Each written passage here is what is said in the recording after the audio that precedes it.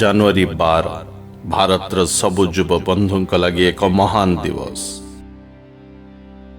ଜାତୀୟ ଯୁବ ଦିବସର ଆଗମନ ସହ ଏହି ସଦ୍ୟ କରୋନା ପ୍ରପୀଡ଼ିତ ବିଶ୍ୱରେ ଯେତେବେଳେ ପୁଣି ଥରେ ଆଶାର କିରଣ ଦୃଶ୍ୟମାନ ହେଉଛି ଓ ପୁଣି ଥରେ ସର୍ବତ୍ର ଅଫୁରନ୍ତ ସମ୍ଭାବନାମୟ ଚେତନା ଜମାଟ ବାନ୍ଧୁଛି, ସେତେବେଳେ ବିଶ୍ୱ ବିଜୟୀ ସ୍ୱାମୀ ବିବେକାନନ୍ଦଙ୍କର ଆତ୍ମିକ ସତ୍ତା ଓ ଆଧ୍ୟାତ୍ମିକ ସମ୍ପଦରେ ଭାରତୀୟ ଯୁବ ସମାଜ ନିଜକୁ ଉଦ୍ବୁଦ୍ଧ କରାଇବା ସବୁଠାରୁ ମହାନତମ କାର୍ଯ୍ୟ ବୋଲି ମନେ ହୁଏ। A nation is always saved by its youths. ଏକ ରାଷ୍ଟ୍ର ସର୍ବଦା ତାହାର ଯୁବକମାନଙ୍କ ଦ୍ୱାରା ନିର୍ମିତ ହୋଇଥାଏ। ଅନେକ ସରକାର ଆସିବେ ଓ ଯିବେ, କିନ୍ତୁ ରାଷ୍ଟ୍ର ବଞ୍ଚି ରହିବ ଓ ଯେବେ ଗୋଟିଏ ରାଷ୍ଟ୍ରର ଯୁବକମାନେ ଦାୟିତ୍ୱ ସମ୍ପନ୍ନ, ବିବେକୀ ଓ କର୍ତ୍ତବ୍ୟନିଷ୍ଠ ହେବେ, ସେହି ଦିନଠାରୁ ସେହି ରାଷ୍ଟ୍ରର ଇତିହାସରେ ସ୍ୱର୍ଣ୍ଣିମ ଅଧ୍ୟାୟର ଉନ୍ମୋଚନ ଘଟିବ। ଏହି ପରିପ୍ରେକ୍ଷୀରେ ସ୍ୱାମୀଜୀଙ୍କର ଆଦର୍ଶ ସବୁ ସମୟରେ ପ୍ରଣିଧାନ ଯୋଗ୍ୟ। ଯଦି କୌଣସି ବଳିଷ୍ଠ ବ୍ୟକ୍ତିତ୍ୱ ଭାରତୀୟ ଯୁବ ସମାଜ ଭିତରେ ସବୁବେଳେ ଅନିର୍ବଚନୀୟ ସମ୍ଭାବନାକୁ ସନ୍ଦର୍ଶନ କରିପାରୁଥିଲେ, ତେବେ ସେ ନିଃସନ୍ଦେହରେ ସ୍ୱାମୀ ବିବେକାନନ୍ଦ ଥିଲେ। ଏହି ଭିଡ଼ିଓରେ ସେହି ମହାନ ଆତ୍ମାଙ୍କୁ ଭକ୍ତିର ଅର୍ଘ୍ୟ ଜ୍ଞାପନ ପୂର୍ବକ ତାଙ୍କର ଶକ୍ତି ସମ୍ପନ୍ନ ବାଣୀଗୁଡ଼ିକୁ ଦୋହରାଇବା ପାଇଁ ଆଜି ଏକ ଅପରିହାର୍ଯ୍ୟ ଆବଶ୍ୟକତା ବୋଲି ମନେ ହୁଏ। କାରଣ ପ୍ରଣୋଦନା ବା ମୋଟିଭେସନର ଏକ ତୁମୁଳ ଶକ୍ତି କେନ୍ଦ୍ର ରୂପେ ଯୁବମାନସରେ ତାଙ୍କର ଛାପ ସର୍ବଦା ବିଦ୍ୟମାନ। ତାଙ୍କର ଗୁରୁ ଗମ୍ଭୀର ବାଣୀ ଆଜି ବି ପ୍ରତିଧ୍ୱନିତ ହୁଏ ଓ ବିବେକାନନ୍ଦ ଆଜି ବି ଯୁବ ସମାଜର ଆତ୍ମାକୁ ଆଲୋଡ଼ିତ କରନ୍ତି।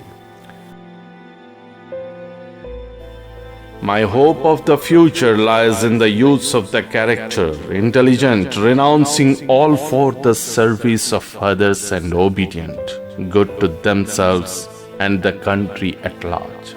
ଭବିଷ୍ୟତର ମୋର ସମସ୍ତ ଆଶା ସେହି ଯୁବକମାନଙ୍କ ଉପରେ ନ୍ୟସ୍ତ, ଯେଉଁମାନେ ଚରିତ୍ରବାନ, ଧୀ ସମ୍ପନ୍ନ, ଆଜ୍ଞାବହ ଓ ଅନ୍ୟର ସେବା ନିମିତ୍ତ ତ୍ୟାଗଶୀଳ।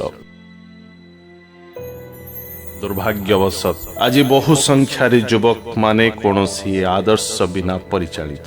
ଶସ୍ତା ଇଣ୍ଟରନେଟର ଜମାନାରେ ଆଜିର ଯୁବକ ବିକ୍ଷିପ୍ତ। ଏପରି ଦୁର୍ଭାଗ୍ୟଜନକ ପରିସ୍ଥିତିକୁ ମୁକାବିଲା କରିବା ପାଇଁ ଆଜି ସ୍ୱାମୀଜୀଙ୍କର ସେହି ଉକ୍ତି ମନରେ ଭାସି ଉଠେ, ଯହିଁରେ ସେ ପରିକଳ୍ପନା କରିଥିଲେ ଏକ ଉଦ୍ବୁଦ୍ଧ ଭାରତର, ଯାହା ଯୁବକମାନଙ୍କର ପବିତ୍ର ଉଦ୍ଦୀପନା, ତ୍ୟାଗ, ଦୃଢ଼ ଭଗବତ ବିଶ୍ୱାସ, ସିଂହବତ୍ ସାହସ ଏବଂ ଦଳିତ ଓ ଦରିଦ୍ରମାନଙ୍କ ପ୍ରତି ସମବେଦନାର ପରିଚାୟକ ହୋଇ ଗଢ଼ି ଉଠିବ। 100,000 men and women fired with the zeal of holiness, fortified with eternal faith in the Lord, and nerved to lion's courage by their sympathy for the poor and the fallen and the downtrodden, will go over the length and breadth of the land. ସେହି ଯୁବକମାନେ ଭୂଖଣ୍ଡର କୋଣ ଅନୁକୋଣକୁ ଖେଦିଯିବେ, preaching the gospel of salvation, the gospel of help, ସାହାଯ୍ୟ ଓ ପରିତ୍ରାଣର ସୁସମାଚାରକୁ ପ୍ରଚାର କରି, the gospel of social raising up, the gospel of equality, ତତ୍ସହିତ ସାମାଜିକ ଅଭ୍ୟୁତ୍ଥାନ ଓ ସମାନତାର ସୁସମ୍ବାଦ ପ୍ରଦାନ କରି ପ୍ରତିଟି ଯୁବକ ପାଇଁ ସ୍ୱାମୀଜୀ ଏକ ବଳିଷ୍ଠ ଆଦର୍ଶ। ଆଜିର ଜାତୀୟ ଯୁବ ଦିବସରେ ପୁଣି ଥରେ ମନେ ପକାଇବା ସେହି ପ୍ରାଣପ୍ରଦାୟୀ ବାଣୀ, ଯେଉଁଥିରେ ଯୁବକମାନଙ୍କୁ ମହାନ କାର୍ଯ୍ୟ ସମ୍ପାଦନ କରିବା ପାଇଁ ବିଶ୍ୱ ବିଜୟୀ ବିବେକାନନ୍ଦ ଏକ ଅମୋଘ ମନ୍ତ୍ର ଦେଇଥିଲେ।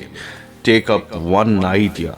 Make that one idea your life. Think of it, dream of it, live on that idea. Let the brain, muscles, nerves, every part of your body be full of that idea, and just leave every other idea alone.